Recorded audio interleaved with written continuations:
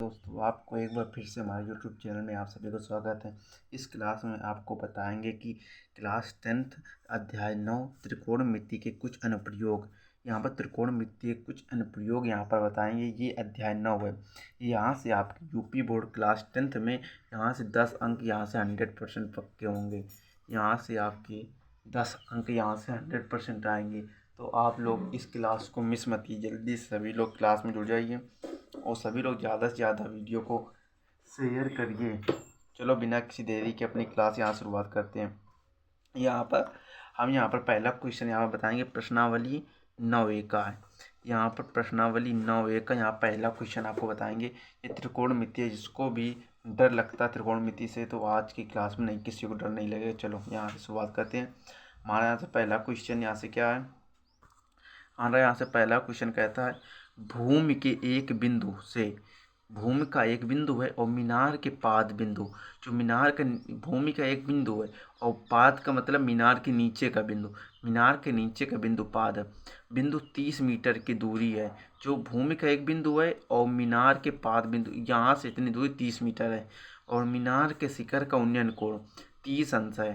तो मीनार की ऊंचाई, नीचे से देखा ऊपर को उन्नयन कोण, ऊपर से नीचे अवनमन कोण। ये आपको ध्यान रखना है। जब कोई व्यक्ति नीचे से ऊपर को देखता है तो उन्नयन कोण बनता है और ऊपर से नीचे को देखता है तो अवनमन कोण बनता है। चलो अब यहाँ पर पहले यहाँ पर अपना डायग्राम यहाँ पर बनाएंगे।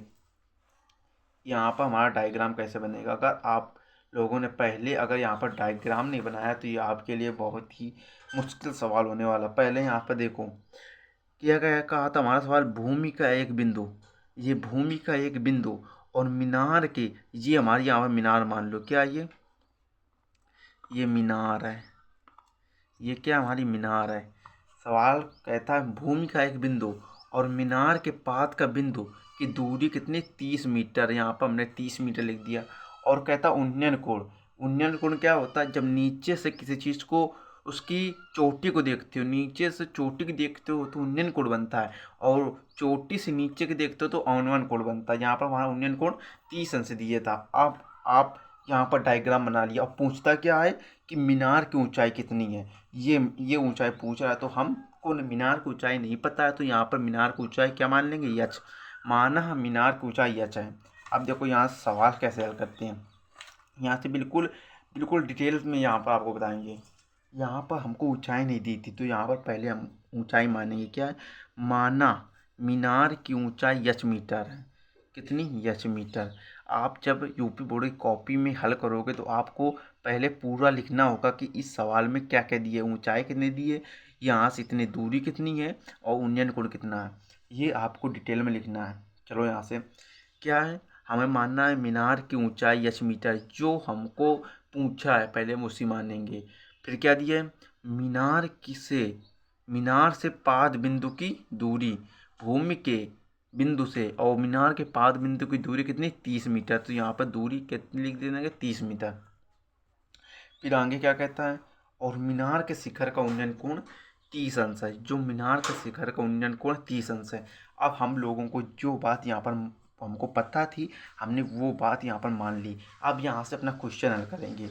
यहाँ पर पहले नामकरण कर देंगे। ये ABC, आप चाहे जिसे नामकरण कर लोगे तो ये हमारा त्रिभुज हो जाएगा ABC। अब यहाँ से हल करेंगे त्रिभुज ABC में, त्रिभुज ABC में हमको यहाँ पर देखना है, हमको यहाँ पर देखना है कि ये किस फार्मूले में आता है। यहाँ पर भाई त्रिकोणमिति में फार्मूले लगता है, त्रिकोणमिति में फार्मूले लगता है। यहाँ पर 10 30 का मान कितना होगा। अब 10 30 का मान होता है 1/√3। 10 30 का मान होता है 1/√3। तो इसको अंश बटे हर में कैसे करेंगे। अब हमको वो फार्मूले याद करना होगा कि टेन थीटा बराबर कितना होता है, लंबे बटे आधार होता है, साइन थीटा बराबर क्या होता है। यहाँ पर आपको बता दें लाल बट्टे कक्का से याद रखना। चलो अगली क्लास में बता देंगे, अभी रहने दो नहीं तो लंबी क्लास हो जाएगी। लाल बट्टे कक्का से आप याद कर सकती हो। यहाँ पर क्या दिया 10 30, तो इसका 10 फार्मूला होता है लंब। ये लंब है, लंब बटे आधार। 10 थीटा बराबर क्या होता है, लंब बटे आधार। तो यहाँ पर लंब यच मीटर दिए और आधार 30 मीटर दिए तो यहाँ पर ऐसे हो जाएगा। और हमको यहाँ पर 10 30 का मान पता है कि 1/√3 होता है।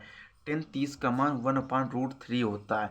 तो यहाँ पर 1/√3 रख देंगे और यहाँ पर h/30 ऐसे ही रहने देंगे। फिर यहाँ से पक्षांतर करेंगे। यहाँ से पहले क्रॉस गुणा कराएंगे, इसको इससे, इसको इससे। यहाँ पर जब क्रॉस गुणा कराएंगे तो हमारा क्या निकल के आएगा, जब 30 का गुणा x में होगा तो 30 ही आ जाएगा, और √3 का गुणा h में आएगा तो h√3 हो जाएगा। यहाँ पर इतना हो जाने के बाद अब यहाँ पर देखो, ये h और √3, h यहाँ पर गुणा में है तो यहाँ पर क्या जाए, किस में जाएगा, भाग में। तो h = 30/√3, h = 30/√3। यहाँ पर हमारा इतना आ गया। अब यहाँ से आपको दिख रहा होगा यहाँ पर परिमेयकरण हो रहा है, हर परिमेयकरण यहाँ पर हो रहा है। हर परिमेयकरण आपको करना आता होगा। जब कोई संख्या √3 में होती है तो उसी संख्या को ऊपर भी गुणा करना होता है, उसी संख्या को नीचे भी गुणा करना होता है। यहाँ पर देखो, हमने हर परिमेयकरण यहाँ पर किया है। कह दिया h = 30/√3, तो यहाँ पर √3 का अंश में भी गुणा होगा और हर में भी गुणा होगा। तो 30√3 अपान, और जब √3 का गुणा √3 में होगा तो रूट से रूट कट जाएगा, तो यहाँ पर 3 आ जाएगा। फिर यहाँ पर हमारा ऊपर आ जाएगा h = 30√3, तो 3 से 30 कट जाएगा तो हमारा कितना आ जाएगा, 10√3। यहाँ पर हमारा आंसर कितना आ गया, 10√3। अगर भाई वीडियो अच्छी लगी हो तो चैनल को सब्सक्राइब करें, लाइक करें। धन्यवाद।